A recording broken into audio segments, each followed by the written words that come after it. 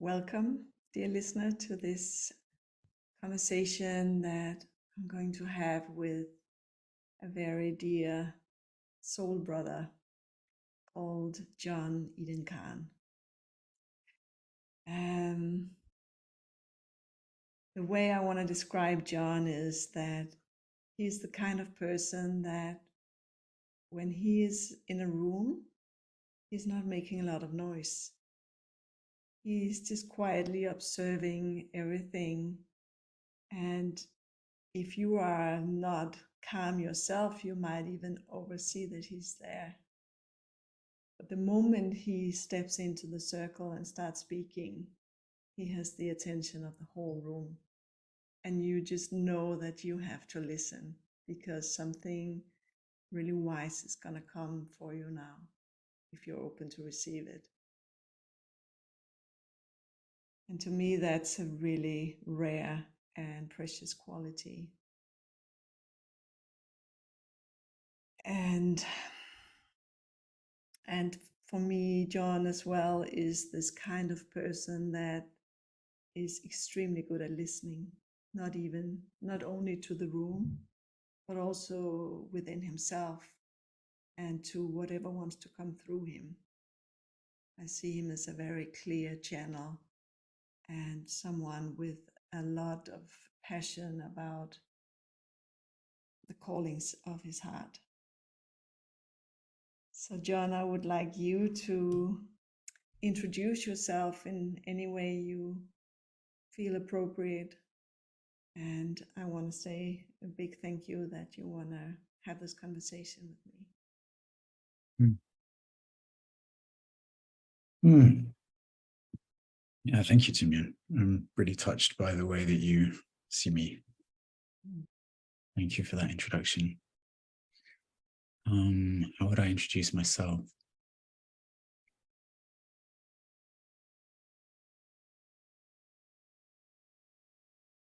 Yeah, I guess the way I experience me, I'm someone who really deeply cares about what I perceive as the best in us, the beauty that I have sensed in human beings and in life and the earth.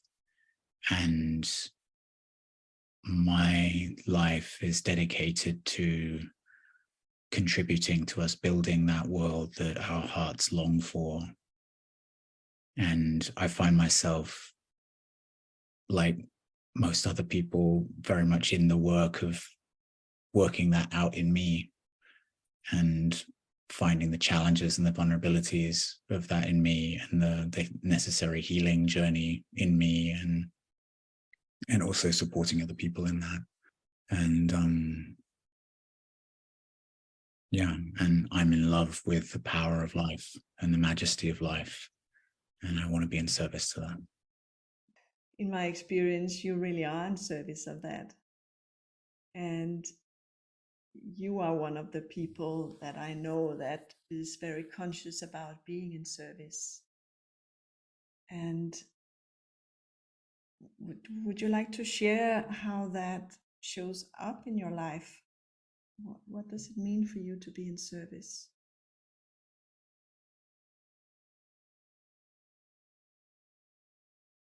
I mean, I can speak into the things that I do and the areas of work that I'm involved in. I think underneath that, I feel responsible. I feel not singularly responsible, but I feel like I'm responsible with other human beings for the world that we live in and the world that we can build and the world that we can pass on to future generations. And in earlier stages of my life, for the first 20 years of my life, I was just pretty devastated by the world that I found myself in, and was very unsure if I wanted to stay in this world. And I was mostly pretty clear that I didn't, and mostly pretty clear that I would not be in this world by the time that I would have hit 30. And so I was in a pretty conscious process of very painful self-destruction for my late teen years and early 20s. I was a homeless heroin addict during that time for 5 years. That was the kind of culmination of my, okay, no, I don't think I want to be here.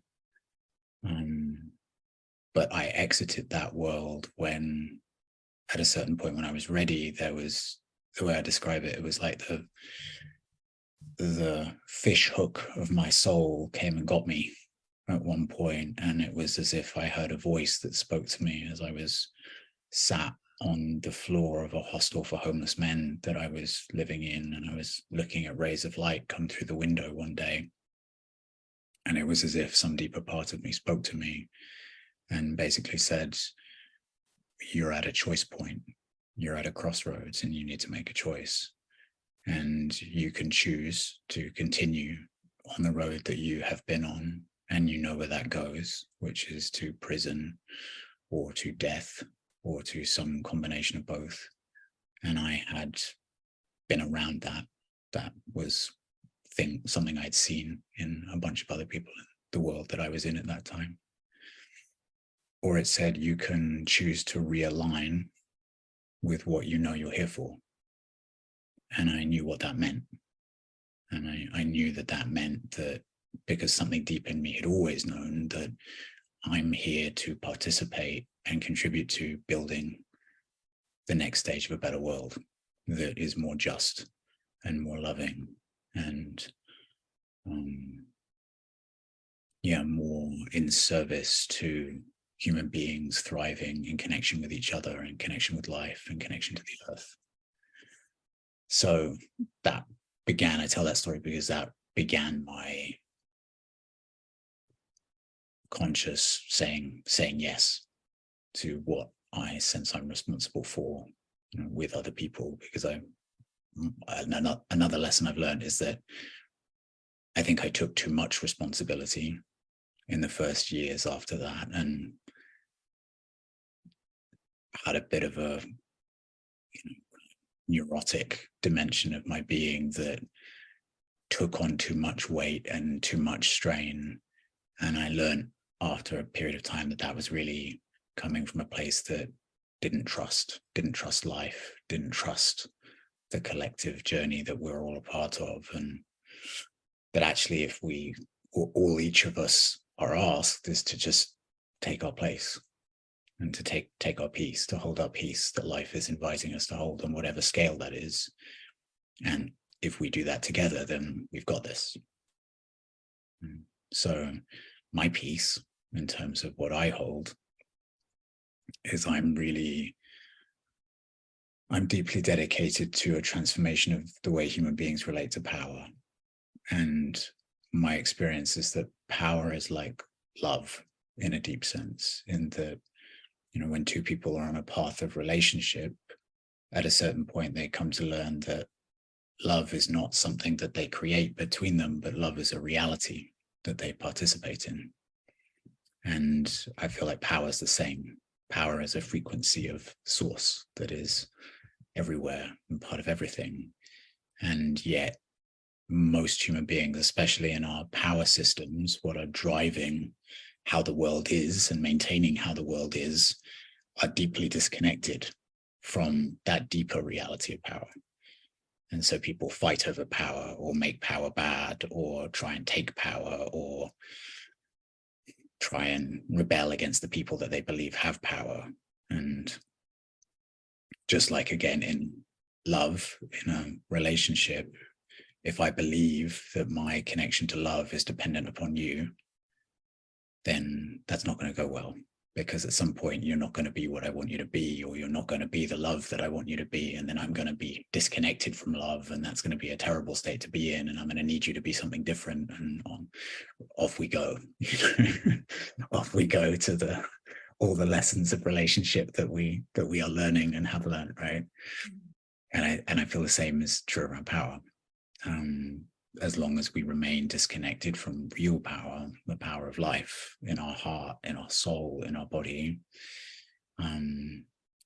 we're constantly on the hamster wheel of some form of reaction or control or pain or suffering. And so concretely, what I do, I work with leaders. I mentor leaders, people who I call soul-driven leaders, people who are pioneering projects, the development of organizations. Yeah, their expression of the purpose and the love and the creativity that wants to come through their soul. Yeah, so I mentor such people, and that includes leaders of transformational work in the world, people who work in business corporations, people who are developing economic and financial tech solutions. I've worked with LGBT activists in the Middle East. Quite a diversity of people who all want to lean into what is the purpose and the love and the creativity that wants to come through their soul. And I also have the most crazy and adventurous thing that I've done in my purpose journey is I've initiated a transnational political party called Singularity, which is working towards systems of governance that are sourced in the one life that beats in every heart, in the earth, as a single living being, as a single living system, and the health of the life that moves through all kingdoms of nature and not just humanity as the apparent summit or highest thing on this planet. So yeah, that's in its early stages, but it's, I'm responding to the guidance that's come through me, and there are other passionate, purposeful people who are feeling it too and getting involved. And so yeah, that's what I dedicate my time to. That's so beautiful. It's a really big vision. Yes, the most grandiose thing I've ever done, for sure. Absolutely. And how wonderful that would be if that really would spread and become a thing that we can all tap into. And I'm wondering how do you see this being a transnational Yeah. movement? Yeah. Well, so the time frame I'm working with is that I believe that we genuinely could have forms of governance anchored on the planet that are plugged into the unity at the core of all human beings and the earth and our collective journey by 2050. So that's the time frame that feels radical and at the same time sane to me. I feel like I use this phrase radical sanity a lot in my work with Singularity, because on a certain level it feels, wow, Jon, that's a big, very idealistic vision, and that's absolutely right. And at the same time, in my view, this is the most radically sane thing that we could possibly be dedicating our time to, because even if it seems true today that our systems of governance and politics are anchored in cynicism and materialism and separation and tribalism and polarization and fighting and schoolboys having arguments with each other in old expensive buildings and things like this, even if that is the reality, the bigger reality is that we're on a planet that increasingly has global scale problems that are demanding the emergence of global scale political movements and systems and parties to be able to meet them. And we don't have them yet. And we have had an endless cycle of international conferences over the last decades trying to deal with the most obvious problem of the whole, which is climate change or the coming ecological crisis, whether it's been in Kyoto or Copenhagen or Paris, and it never quite works. And it never quite works because, in my view, we have a system that's built that its foundation is separation. Its foundation is we are separate individuals just trying to live a decent life in separate nations with political representatives whose job is to represent the economic and social interests of those individual nations. And maybe on a good day, we can get to caring about the whole together. But let's face it, there aren't many of those good days. And that whole system, in my view, is not going to go anywhere that will meet the challenges of the world that are currently rising. And my perspective is that the rise of global scale problems is an evolutionary is an evolutionary thing. It's like we're ready for the next step as a species. We're ready for that next step to learn how to live in harmony with ourselves and each other and the planet, and to learn how to steward a whole planet, and to do that from a place of right relationship. And my view as well is that the earth is telling us time's up. Yeah, it really is time, whether Time's we up. feel ready or not. Yeah. Yeah. And okay, you might want to continue in your little separation games. And I watched a talk the other day by a guy who's involved in singularity, and he was saying, really, if you think about it, most international relations is kind of just like how children argue with each other, really, and it's all dressed up in something that seems much more important, but the quality of the interaction is, it's really like children arguing with each other. And I think we're ready for the next thing, and we have to be. And and I know people on a path of soul initiation and transformation know that there are times when life brings us to our knees and demands that we need to upgrade and open ourselves to the next phase of how life wants to live through us in ways that are often very painful and challenging, as long as we don't know quite how to find our way. But there is something fierce and compassionate in life bringing us to our knees in that way, because it opens us to the new thing. And that's what I see happening in the world. I see that, and we're having this conversation today, Timian, at a time where the world's in a really intense place, and that intensity has been building the last years in terms of the pandemic and the war/wars, and then also the increasing economic instability, and we have a global ecological crisis that's looming, and so much more. And my view is this is the collective evolutionary circumstance that will fiercely and compassionately bring humanity to its knees. And I imagine that will happen over the next years or decade or so. And I think it will become more intense in ways that will force us, just like the evolutionary intelligence of life forces individuals to find their way to the other side of our regular egoic patterns and open our heart and learn to listen to life and surrender to what wants to come through us, rather than running our life on our agendas.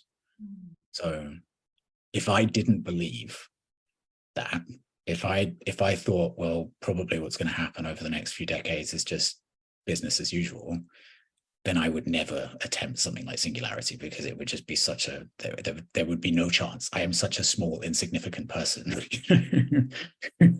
Just really, there would be very little point in trying to do something like that. But I feel like change is coming, and I think it's going to be painful. But I think that's sometimes what life needs. And I think we do have a choice simultaneously in that we can surrender sooner or later. And sooner is going to be less painful, and later is going to be more painful. And I know in my own journey, sometimes I've only been willing to surrender later, because I've been so stubborn and so invested in my, surely this is the right path for me, thing, that I've needed to suffer deeply at times in order to be willing to put everything up for negotiation and open to what life wanted. But probably, like and many people listening to this will know, when I've been willing to do that, it's been much less suffering, and life has shown me something new.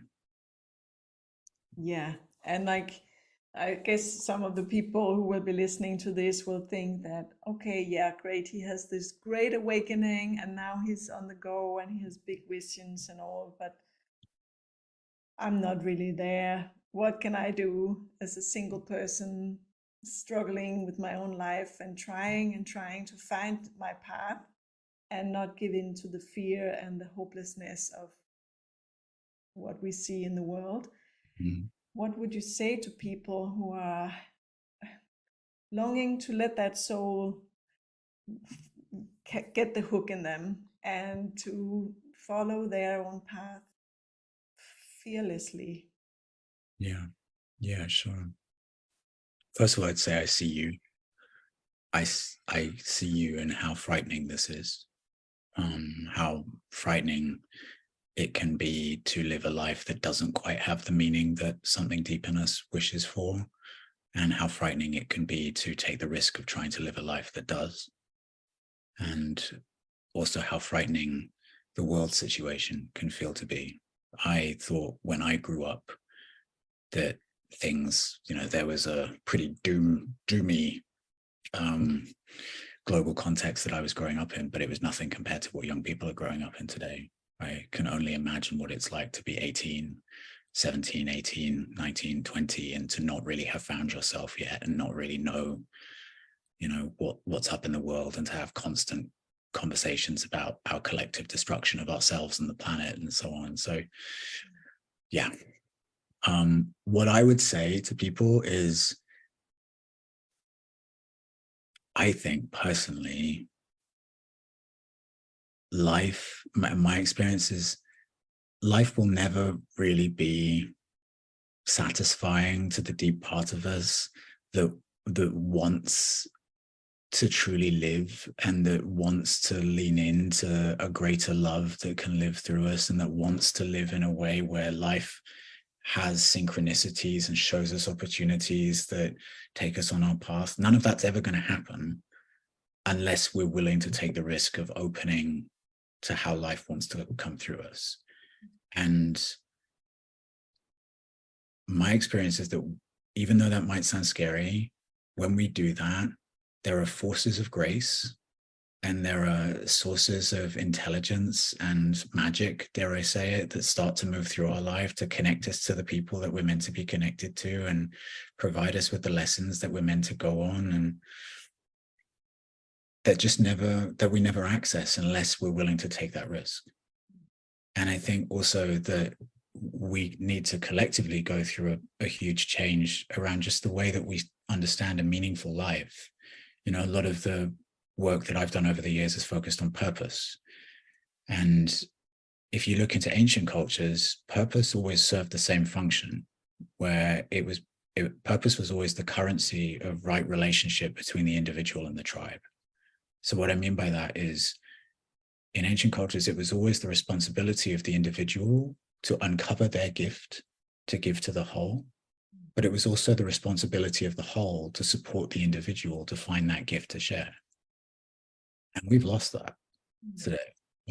Really what freaked me out completely as I was growing up was this message, okay, so you just find your job and become part of the economic machine.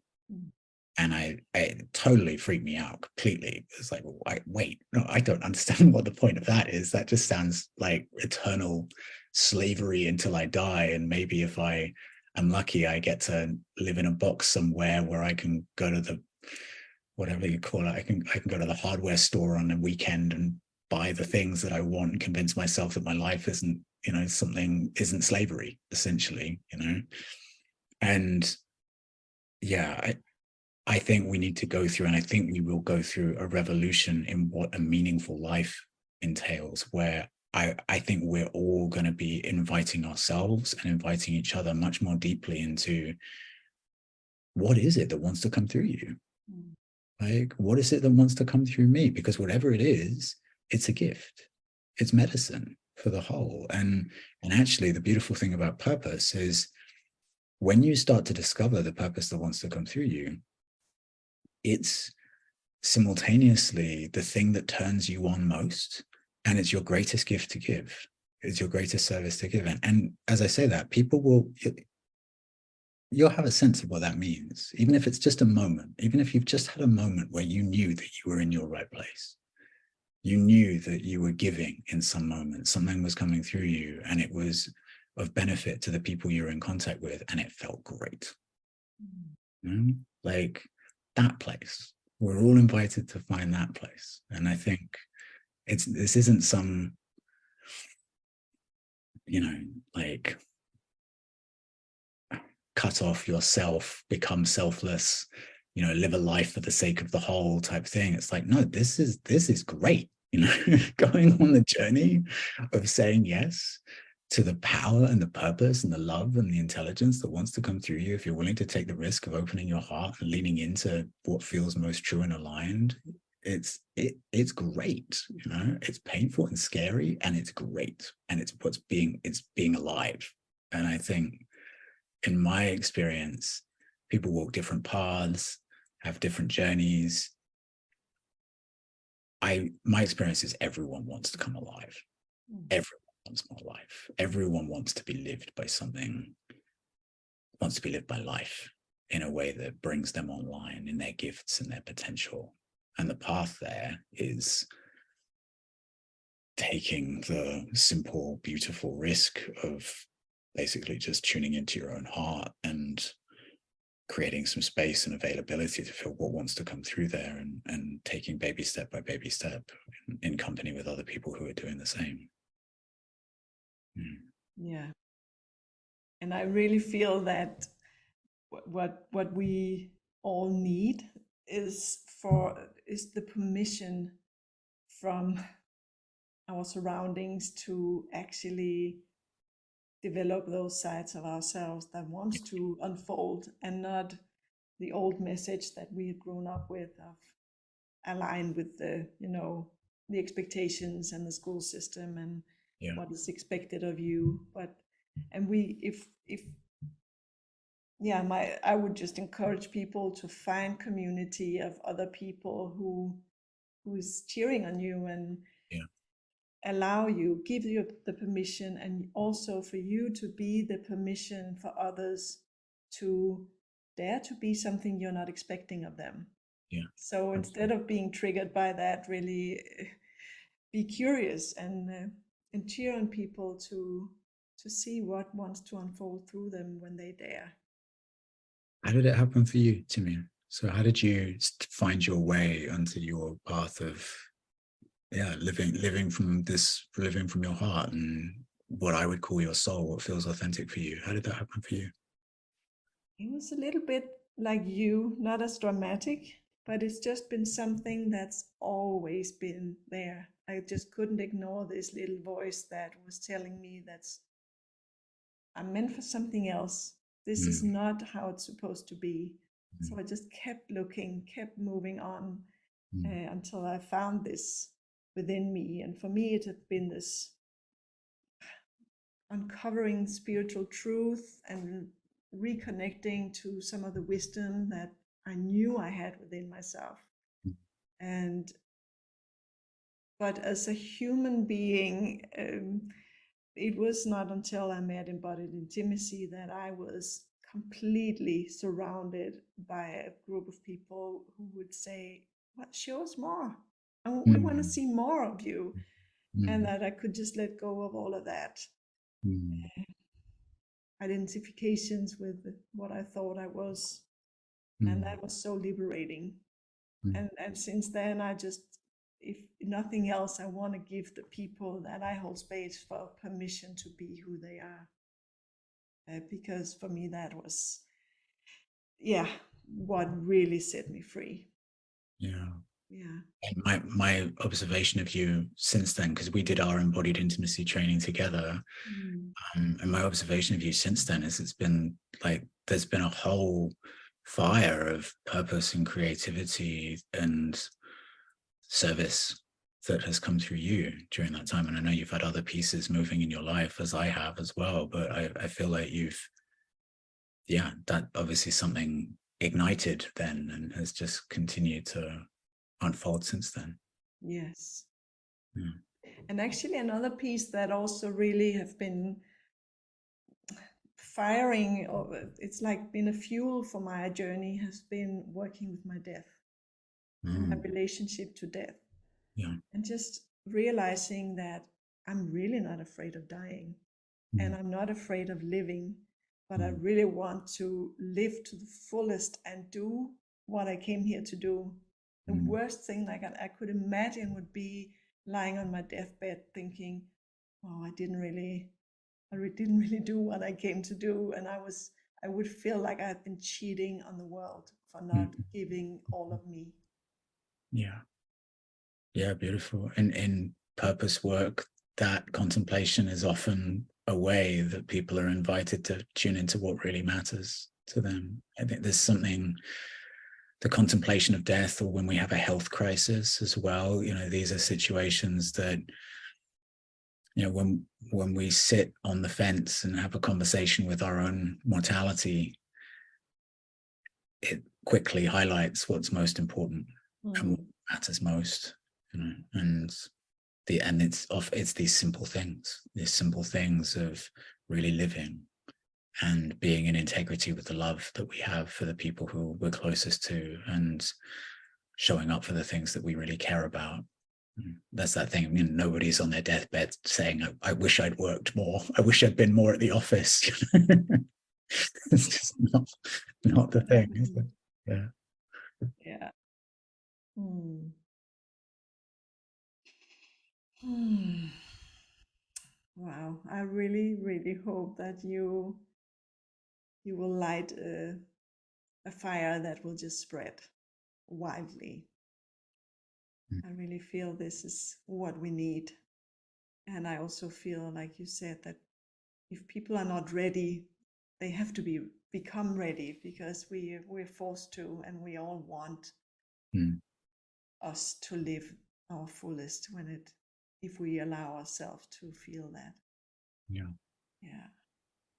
I think we're on the verge of what is a necessary and radical reset of our culture, because the reality is that, just you pointed, just when you were sharing about your journey a moment ago, and you mentioned our school system, and for me, as you said that, there was something where I just tuned into, there's just so many of our systems that are hostile to soul, or at the very least, they just choke it, and that just has to fundamentally change. And a major part of my work and life is, I feel that coming. I feel that life is going to demand that of us, that we go through a radical reorientation of how we welcome children in the world, and how we raise our children, and what spaces that we hold for them to uncover who they truly are, and the way that we see relationships, and the opportunities for purpose and business and creation, and our relationship to the earth. Like, all of these things are going to require a fundamental shift that brings them into integrity and alignment with a deeper reality, which is also a simple reality of who we are. That we are, I mean, ultimately there's just one thing here breathing through everything, but then we are cells of that one life that are on a journey of revealing how it wants to express through us in these dense, fleshy bodies, where we get to experience it all the way through to the earth. And so our systems are going to need to break in certain ways, and they're going to need to break open. And I think we're already seeing the beginning of that. I think there's a level of pressure that's building collectively that is forcing the opening of the collective human heart, in my view. We're not quite there yet, but that's what I sense is coming.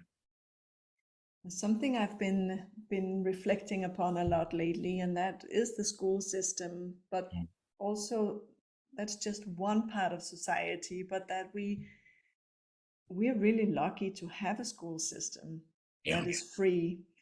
And at the same time, it has become stuck and restricting, and it's violent to the soul, and children are just in increasingly numbers refusing to go to school. And what I'm thinking is that, what if we would change the whole perspective of school as something we're forced to do? I remember my whole childhood, I was just thinking about how many more years do I have to sit here? And I haven't stopped studying since I came out of school. Then I started to study what I really wanted to know.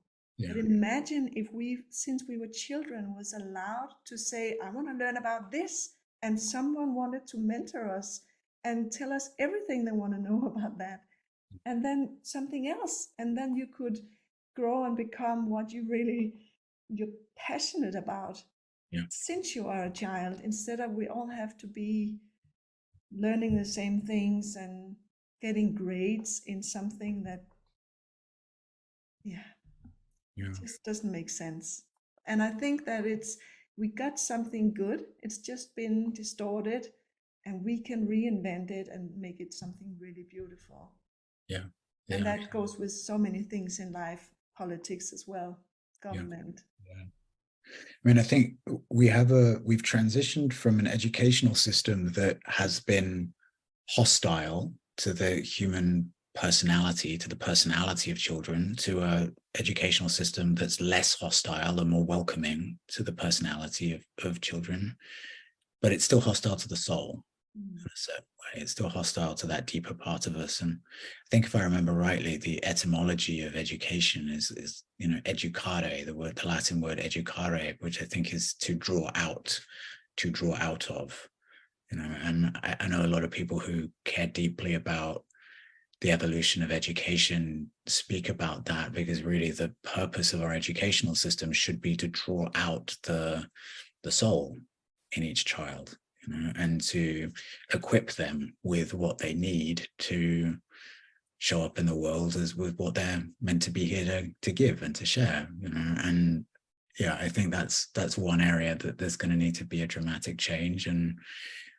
But there's so many others, and business and politics and our social systems, economics is a huge one, because we generally, and what you said at the beginning is totally right, because you and I are having this conversation within a tremendously privileged context, where actually we have educational systems and an economic system and a political system that is dramatically less hostile to the human personality than many other places in the world, and yet still it's choking for the soul in certain ways. And but yeah, the economic context that we've grown up in, we're very lucky to have welfare systems,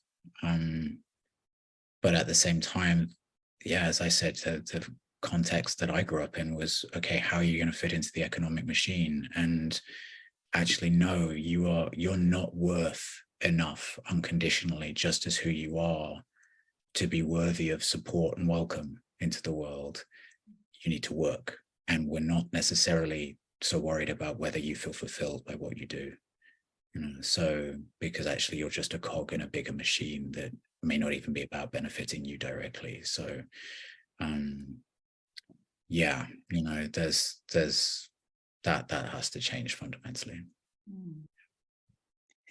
So if you should have a final word of wisdom for the people listening, what would that be?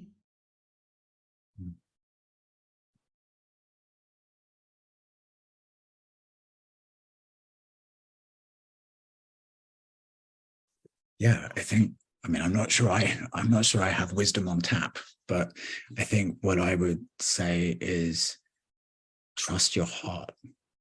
See what happens. Just see what happens. Do the risky thing of, everyone knows that there's something in their heart that has its own intelligence. Everyone knows that. And we all know that there's something in our heart that's wild as well. And we've been told collectively that maybe the only space in life that's really maybe worth listening to that is in the domain of our relationships, where we're really intimate and connected with someone. And that's rubbish. Yes to that. And we all know that there's a wild thing in our heart that if we were to give it time and attention to let it lead us without our minds needing to neurotically know where that goes, maybe our whole life would be blown open by something that we could never know beforehand.